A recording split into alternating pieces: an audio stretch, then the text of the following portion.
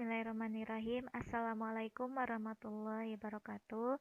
Bertemu lagi dengan saya, Siti Nurhayati, masih membahas tentang limit fungsi trigonometri. Nah, di materi sebelumnya kita telah membahas bagaimana cara menentukan nilai limit fungsi trigonometri. Nah, yang materi sebelumnya di mana dengan cara substitusi langsung. Selanjutnya, kita akan membahas bagaimana cara menentukan limit fungsi trigonometri dengan cara faktorisasi dan menggunakan sifat-sifat limit fungsi trigonometri. Nah, dengan menggunakan yang kedua dan yang ketiga ini dengan syarat kalau hasil dari substitusi langsung nilainya 0/0, maka diselesaikan dengan cara faktorisasi dan menggunakan sifat-sifat limit fungsi trigonometri. Nah, untuk lebih jelasnya, kita ke contoh soal. Misalkan limit 3 cos X per sin 2X, di mana X mendekati pi per 3. Nah, untuk cara menyelesaikannya, kita substitusi langsung terlebih dahulu. 3-nya dikeluarkan. 3 dikalikan limit cos X, di mana X mendekati pi per 3 per limit sin 2X, di mana X mendekati pi per 3. Nah, kemudian kita substitusikan nilai X-nya dengan pi per 3. Jadinya 3 kali cos pi per 3 per sin 2 pi per 3. Itu hasilnya 3 dikali setengah ini dari cos pi per 3. Karena pi per 3 itu cos 60, hasilnya setengah.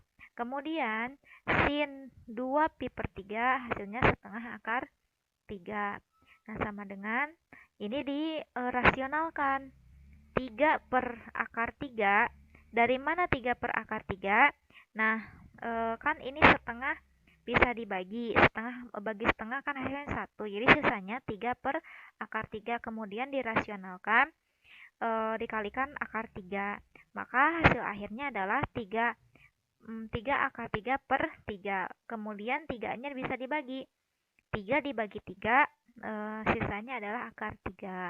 Nah, karena di sini nilainya masih ada nilai bukan 0/0, maka ini berfungsi untuk maka hasil akhir dari nilai limit fungsi trigonometri ini berlaku karena nilainya tidak 0/0.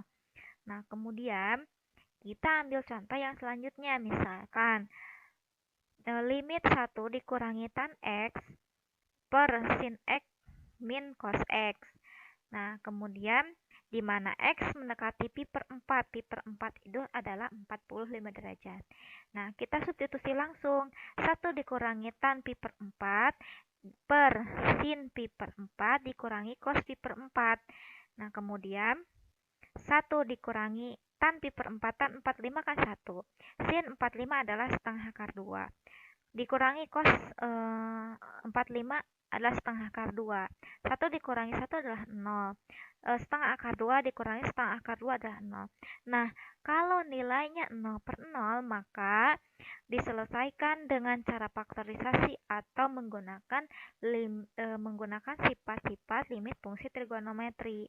Nah, untuk cara menyelesaikannya yang pertama, jadi si tan X ini ubah dulu ke sin X per cos X. Nah, kemudian yang selanjutnya si satunya diubah lagi, diubah ke cos X per cos X. Kenapa diubah cos X per cos X? Untuk menyamakan penyebutnya. Untuk menyamakan penyebutnya, jadi cos X dikurangi sin X per cos X. Dibagi sin X dikurangi cos X, di mana limitnya X mendekati pi per 4. Nah, kemudian kalau sudah seperti ini dikalikan cos X. Ini dikali cos X. Maka cos X-nya jadi hilang kan? Jadi sisanya cos X min sin X. Kalau kalau ini dikalikan dengan cos X, nah kalau misalkan ini ditambahkan dikali cos X, ini dikali cos X, di penyebut sama pembilangnya dikali cos X, maka hasilnya cos X dikurangi sin X per, ini kan dikalikan cos X, karena di sini dituliskan lagi cos X-nya, ini maaf, cos X dikalikan sin X kurangi cos X. Nah, kemudian kita ubah sin X dikurangi cos X. Tujuannya apa? Tujuannya ingin menyamakan dengan pembilangnya biar bisa dibagi. Sin X dikurangi cos X. Nah, dalam kurung negatif. Karena apa? Jadi si ini dibalikan. Jadi sin X dikurangi cos X dengan dikalikan negatif 1. Nah, kemudian ini masih sama yang bawahnya. Kemudian kita bisa dibagi nih. Ini dibagi ini. Sin X dikurangi cos X, sin X dikurangi cos X, dibagi hasilnya adalah negatif 1. Negatif 1 per cos X. Nah, kemudian kita substitusikan nilai X-nya adalah pi per 4. Jadi sama dengan negatif 1 dikurangi cos pi per 4. Jadi cos pi per 4 berarti cos pi per 4 itu kan setengah akar 2. Negatif 1 per setengah akar 2. Setengah akar 2 dirasionalkan si akar 2-nya. Jadi kalikan akar 2 kali akar 2, maka hasilnya negatif akar 2. Nah, negatif 1 dikalikan akar 2 adalah negatif akar 2. Kemudian ini akar 2 kali akar 2 kan 2. 2 kali setengah adalah 1. Maka negatif akar 2 dibagi 1 hasilnya adalah negatif akar 2. Nah, ini adalah hasilnya. Jadi syaratnya gini, menggunakan sifat limit fungsi atau faktorisasi dari fungsi trigonometri ini dengan syarat kalau menggunakan substitusi langsung hasilnya 0 per 0, maka bisa menggunakan sifat-sifat limit fungsi trigonometri. Jadi kalau nilainya ada selain dari 0 per 0, maka itu adalah nilai dari limit fungsi trigonometri. Nah, untuk selanjutnya, limit sin pangkat 4x per 3x pangkat 3 tan x, di mana x-nya mendekati 0. Nah, kita substitusi dulu, substitusi langsung, di mana sin pangkat 4 dikali 0, nah kan x-nya adalah 0, per 3, x-nya ada 0, 0 pangkat 3 tan 0, jadi 0 per 0. Karena sin 0 adalah 0,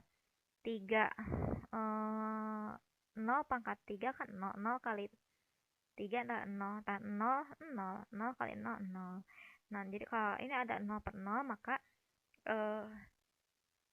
coba cari yang lain untuk mendapatkan nilai dari fungsi trigonometri. Nah, kemudian si limit sin pangkat 4x per 3x pangkat 3 tan x, di mana x mendekati 0. Nah, untuk langkah pertamanya kita kalikan x terlebih dahulu. Nah, sin pangkat 4x per 3x pangkat 3 tan x dikalikan x per x. Nah, ini pembilang dapat menyebutnya dikalikan dengan x. Kemudian, maka akan menghasilkan sin x kali sin x kali sin x kali sin x kali x per, jadi maksudnya ini dijabarkan ya. Ini 3 dikali x kali x kali x kali x, kemudian x-nya ini x dikali tan x. Nah, berdasarkan sifat limit fungsi trigonometri, di mana limit x mendekati 0, 1/3 dari mana? 1, ini kan ini 1, ini 3. 1/3 dikali sin x per x, sin x per x, dikali sin x per x, sin x per x, dikali sin x per x, kemudian sin x per x, kemudian x per tan x. Berdasarkan sifat fungsi limit fungsi trigonometri, sin X itu adalah 1. Sin X adalah 1, sin X adalah 1, sin X adalah 1, X per tan X adalah 1. Jadi 1 dikalikan 1 kali 1 kali 1 kali 1 kali 1 kali 1 kali 1 kali 1 hasilnya adalah 1 per 3. Jadi ini adalah hasil akhirnya. Mungkin untuk pembahasan kali ini seperti itu. Mudah-mudahan kalian memahami apa yang saya jelaskan dan apa yang saya sampaikan. Terima kasih yang sudah menonton video kali ini. Wassalamualaikum warahmatullahi wabarakatuh.